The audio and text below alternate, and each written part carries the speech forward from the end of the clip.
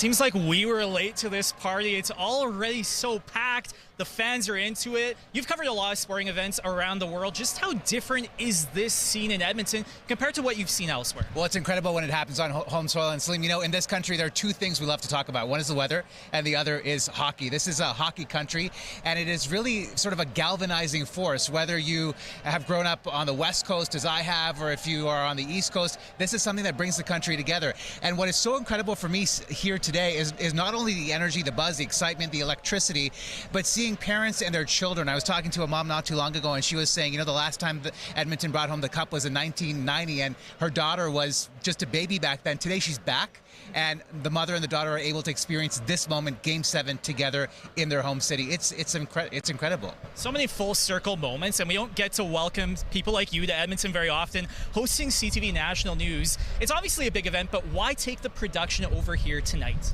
Well, simply because this is such a history-making event. I mean, you know, this is a team that has defied all of the odds. It has come back from a 3-0 deficit to get to this point. And the last time this happened in franchise history was all the way back in 1942. This was during the Second World War with the Toronto Maple Leafs, right? So the fact that this team was where it was, and now tonight is where it is, in itself is astounding. But there's such deep symbolism behind this, right? It just goes to show that if you keep going, if you don't give up, if you just keep pushing, you can make it. I was speaking with Stu Skinner's former high school hockey coach not too long ago, and he was saying that Stu Skinner was in math class back in the day and was practicing his signature. He wasn't actually doing his math homework because he said, you know what, one day I'll make it. And look, he has essentially made it. It's been an incredible run, and so many kids just like Stu Skinner have this dream of going pro, of playing this game and representing their country.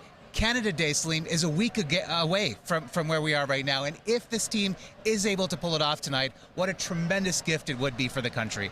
Yeah, so many inspiring stories, whether it's Stu Skinner, the hometown kid, or even Death players like Warren Foegele and Connor Brown who come up in these big moments. You're even seeing the party right now, inspiring people across the country. Omar, you've got a lot of clout nationally, so I'm going to ask you a question, put you on the spot. Are the Edmonton Oilers Canada's team now? Well, I'm going to answer with a question. They're the only ones who are still here, right? So of course they're the national team, they're Canada's team, and the entire country from coast to coast to coast, we're all rooting for them, and they've done so well. Win or lose, they've made us proud, and hopefully they'll make us even prouder tonight. You heard it from CTV's national news anchor.